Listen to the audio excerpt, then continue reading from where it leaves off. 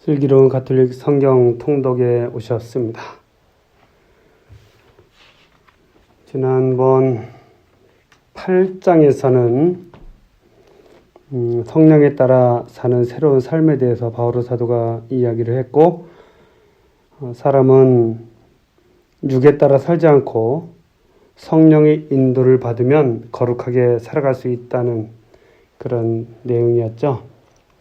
무엇이 우리를 그리스도의 사랑에서 갈라놓을 수 있겠습니까? 하면서 환난, 역경, 박해, 굶주림, 헐벗음, 위험이나 칼 이런 것들이 아니라고 이렇게 이야기하죠. 어떤 환난과 역경에서도 성령께서 주시는 생명과 평화를 누릴 수 있고 희망할 수 있다고 힘주어 이야기하고 있습니다. 오늘 9장에서는 바오로와 이스라엘, 이제 이스라엘에 대한 이야기를 계속하고 있죠. 이 로마인들은 이스라엘 사람들이 아니죠. 이스라엘 사람들과는 오히려 반대쪽에 있는 사람들입니다. 반대쪽이라는 건 이제 싫어한다는 의미는 아니지만 다른 민족이라는 것이죠. 그래서 9장부터 11장 끝까지는 선민과 만민에 대한 이야기가 나옵니다. 사도 바오로는 동족 유다인이 복음을 받아들이지 않았다는 사실에 대해서 크게 슬퍼하고 있어요. 오랫동안 구세주를 기다려왔으면서도 막상 그분이 오셨을 때 그분을 알아보지 못한 그런 사실을 두고 사도 바오로는 로마 공동체에 속한 많은 유다인에게 하느님과 이스라엘 백성의 관계를 깊이 성찰하라고 이야기하고 있는 것이죠. 그래서 선민, 선택받은 민족 이스라엘이고, 만민은 그 밖에 모든 사람들, 그러니까 예수님의 그 구원의 대상이죠. 만민. 그 두 가지에 대해서 11장까지 이야기를 하고 있습니다. 오늘은 로마서 9장의 말씀입니다. 성부와 성자와 성령의 이름으로 아멘. 말씀은 바로 내 곁에 있고 내 입에 있고 내 마음에 있다. 주님 성령의 빛으로 저희 눈을 여시어 주님이 길을 보게 하시고 저희 귀를 여시어 생명의 말씀을 듣게 하소서. 아멘. 성부와 성자와 성령의 이름으로 아멘. 바오로와 이스라엘. 나는 그리스도 안에서 진실을 말하고 거짓말을 하지 않습니다. 나의 양심도 성령 안에서 증언해 줍니다. 그것은 커다란 슬픔과 끊임없는 아픔이 내 마음속에 자리 잡고 있다는 것입니다. 사실 유고르는 내 혈족인 동포들을 위해서라면 나 자신이 저주를 받아 그리스도에게서 떨어져 나가기라도 했으면 하는 심정입니다. 그들은 이스라엘 사람입니다. 하느님의 자녀가 되는 자격, 영광, 여러 계약, 율법, 예배, 여러 약속이 그들에게 주어졌습니다. 그들은 저 조상들의 후손이며 그리스도께서도 유고로는 바로 그들에게서 태어나셨습니다. 그분은 만물 위에 계시는 하느님으로서 영원히 찬미 받으실 분이십니다. 아멘. 여기 기억이라고 각주가 붙어 있는데요.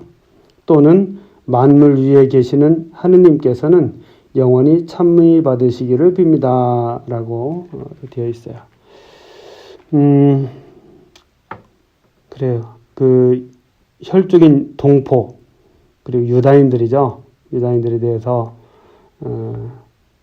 특별한 애정을 가지고 있겠죠.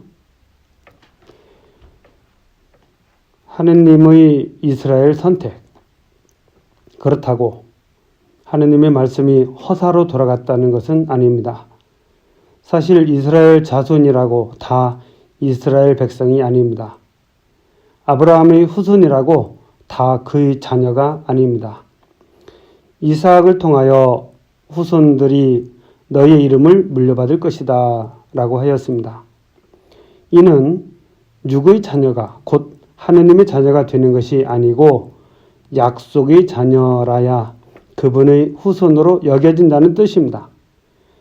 약속이라는 것은 이맘때 내가 다시 올 터인데 그때 사라에게 아들이 있을 것이다 하신 말씀입니다. 그뿐만 아니라 레베카가 한 남자 곧 우리 조상 이삭에게서 잉태하였을 때에도 마찬가지입니다. 두 아들이 태어나기도 전에 그들이 선이나 악을 행하기도 전에 하느님께서는 당신 선택의 뜻을 지속시키시려고 또 그것이 사람의 행위가 아니라 부르시는 당신께 달려있음을 드러내시려고 형이 동생을 섬기리라 하고 레베카에게 말씀하셨습니다.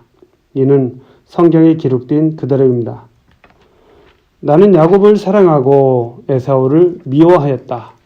그렇다면 우리가 무엇이라고 말해야 합니까?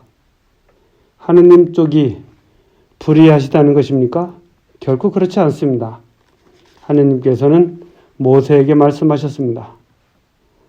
나는 내가 자비를 베풀려는 이에게 자비를 베풀고 동정을 베풀려는 이에게 동정을 베푼다. 그러므로 그것은 사람의 의지나 노력이 아니라 하느님의 자비에 달려 있습니다. 사실 성경도 파라오에게 이렇게 말합니다. 바로 이렇게 하려고 내가 너를 일으켜 세웠다. 곧 너에게서 내 힘을 보이고 온 세상에 내 이름을 떨치게 하려는 것이다. 이렇게 하느님께서는 당신이 원하시는 대로 어떤 사람에게는 자비를 베푸시고 당신이 원하시는 대로 어떤 사람은 완고하게 만드십니다. 구약에 대한 이야기를 쭉 하고 있죠. 그리고 하느님의 자녀가 되는 것은 육의 자녀가 저절로 하느님의 자녀가 되는 것이 아니고 약속의 자녀라야 되는 것이다 하면서 선민, 선택된 민족에 대한 이스라엘 사람들의 개념을 다시 이야기하고 있어요. 왜냐하면 이스라엘 사람으로 태어나면 무조건 하느님의 선택을 받은 것이라는 그 생각을 바오로 사도는 문제 삼고 있는 것 같아요. 그걸 문제 삼으려는 것이 아니고 모든 사람이 다 하느님의 사랑받는 자녀라는 그런 것을 이야기하려고 하는 것이죠. 바로 하느님에게서부터 오는 은총에 의해서 사람이 선택을 받는다는 그런 의미가 이 속에 담겨 있습니다. 하느님의 진노와 자비. 이제 그대는 그렇다면 하느님께서는 왜 사람을 여전히 책망하십니까? 사실 누가 그분의 뜻을 거역할 수 있겠습니까? 하고 물을 것입니다. 아, 인간이여. 하느님께 말 대답을 하는 그대는 정녕 누구인가? 작품이 제작자에게 왜 나를 이렇게 만들었소? 하고 말할 수 있습니까? 또는 옹기장이가 진흙을 가지고 한 덩이는 귀한 데 쓰는 그릇으로 한 덩이는 천한 데 쓰는 그릇으로 만들 권한이 없습니까? 하느님께서 당신의 진노를 보시고 당신의 힘을 알리기를 원하시면서도 멸망하게 되어 있는 진노의 그릇들을 큰 은혜로 참아주셨다면 그리고 영광을 받도록 미리 마련하신 자비의 그릇들에게 당신이 풍성한 영광을 알리려고 그리하셨다면 무엇이라고 대답하렵니까? 그래서 하느님께서는 우리를 유다인 가운데에서만이 아니라 다른 민족들 가운데에서도 불러주셨습니다. 이는 바로 호세아에서 말하는 것과도 같습니다. 나는 내 백성이 아닌 자들을 내 백성이라고 부르고 사랑받지 못한 여인을 사랑받는 여인이라 부르리라.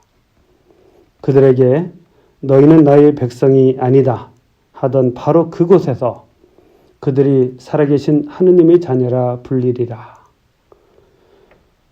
그리고 이사야는 이스라엘을 두고 이렇게 외칩니다. 이스라엘 자손들의 수가 바다의 모래 같다 하여도 남은 자들만 구원을 받을 것이다. 주님께서는 말씀을 온전히 또 조속히 세상에 실현시키실 것이다. 이는 또 이사야가 예언한 그대로입니다. 만군의 주님께서 우리에게 후손을 남겨주지 않으셨으면 우리는 소돔처럼 되고 고모라같이 되고 말았을 것이다. 그러게요. 이 작품과 제작자의 이야기, 또 옹기장이가 진흙을 가지고 무엇을 만드는가, 이런 비유를 이야기하고 있죠. 그러니까 하느님의 선택, 그 선택권은 하느님에게 있는데 그것이 이스라엘의 후손이기 때문에 무조건 선택받았다는 것을 바오로 사도는 다르게 해석을 하고 있죠. 그런 것이 아니다라고. 그러면 하느님께서 마음대로 하시느냐? 그런 질문에 대해서도 아니라고 또 말씀하고 있습니다. 계속해서 이 로마서를 읽다 보면 바오로 사도의 어떤 심오한 그런 논리, 모든 사람을 선택하시는 하느님에 대한 이야기를 우리가 더 알 수 있을 것 같아요. 이스라엘의 잘못된 열성. 그렇다면 우리가 무엇이라고 말해야 합니까? 의로움을 추구하지 않던 다른 민족들이 의로움을, 믿음을 바탕으로 의로움을 얻은 것입니다. 그런데 이스라엘은 의로움의 율법을 추구하였지만 그 율법에 이르지 못하였습니다. 왜 그렇게 되었습니까? 그것을 믿음으로 찾지 않고 행위로 찾을 수 있다고 여겼기 때문입니다. 그들은 걸림돌에 걸려 넘어진 것입니다. 이는 성경에 기록된 그대로입니다. 보라, 내가 시온에다 걸려 넘어지게 하는 돌을 부딪혀 쓰러지게 하는 바위를 놓는다. 그를 믿는 이는 부끄러운 일을 당하지 않으리라. 10장, 로마서 10장. 형제 여러분, 내 마음의 소원, 그리고 내가 그들을 위하여 하느님께 바치는 기도는 그들이 구원을 받게 하려는 것입니다. 나는 그들에 관하여 증언할 수 있습니다. 그들은 하느님을 위한 열성을 지니고 있다는 것입니다. 그러나 그것은 깨달음의 바탕을 두지 않은 열성입니다. 하느님에게서 오는 의로움을 알지 못한 채 자기의 의로움을 내세우려고 힘을 쓰면서 하느님의 의로움에 복종하지 않았기 때문입니다. 사실 그리스도는 율법의 끝이십니다. 믿는 이는 누구나 의로움을 얻게 하려는 것입니다. 모든 사람을 위한 구원. 모세는 율법에서 오는 의로움에 관하여 이렇게 기록하고 있습니다. 그것들을 실천하는 이는 그것들로 살 것이다. 그러나 믿음에서 오는 의로움은 이렇게 말합니다. 너는 누가 하늘로 올라가리오 하고 마음속으로 생각해서는 안 된다. 이 말씀은 그리스도를 모시고 내려오라는 것입니다. 또 말합니다. 누가 지하로 내려가리오 하지 마라. 이 말씀은 그리스도를 죽은 이들 가운데에서 모시고 올라오라는 것입니다. 의로움은 또 무엇이라고 말합니까? 그 말씀은 너희에게 가까이 있다. 너희 입과 너희 마음에 있다. 이것이 우리가 선포하는 믿음의 말씀입니다. 그대가 예수님은 주님이시라고 입으로 고백하고 하느님께서 예수님을 죽은 이들 가운데서 일으키셨다고 마음으로 믿으면 구원을 받을 것입니다. 곧 마음으로 믿어 의로움을 얻고 입으로 고백하여 구원을 얻습니다. 성경도 그를 믿는 이는 누구나 부끄러운 일을 당하지 않으리라 하고 말합니다. 유다인과 그리스인 사이에 차별이 없습니다. 같은 주님께서 모든 사람이 주님으로서 당신을 받들어 부르는 모든 이에게 풍성한 은혜를 베푸십니다. 과연 주님의 이름을 받들어 부르는 이는 모두 구원을 받을 것입니다. 그런데 자기가 믿지 않는 분을 어떻게 받들어 부를 수 있겠습니까? 자기가 들은 적이 없는 분을 어떻게 믿을 수 있겠습니까? 선포하는 사람이 없으면 어떻게 들을 수 있겠습니까? 파견되지 않았으면 어떻게 선포할 수 있겠습니까? 이는 성경에 기록된 그대로입니다. 기쁜 소식을 전하는 이들의 발이 얼마나 아름다운가. 그러나 모든 사람이 복음에 순종한 것은 아닙니다. 사실 이사야도 주님 저희가 전한 말을 누가 믿었습니까? 하고 말합니다. 그러므로 믿음은 들음에서 오고 들음은 그리스도의 말씀으로 이루어집니다. 그러나 나는 묻습니다. 그들이 들은 적이 없다는 것입니까? 물론 들었습니다. 그들의 소리는 온 땅으로, 그들의 말은 누리 끝까지 퍼져나갔다. 나는 또 묻습니다. 이스라엘 백성이 그것을 모르고 있었다는 것입니까? 우선 모세가 말합니다. 다른 민족도 아닌 무리를 너희가 시기하게 하고 어리석은 민족에게 너희가 분노하게 하리라. 이사야는 심지어 이렇게까지 말합니다. 나를 찾지도 않는 자들을 내가 만나 주었고 나에 관하여 묻지도 않는 자들에게 나를 드러내 보였다.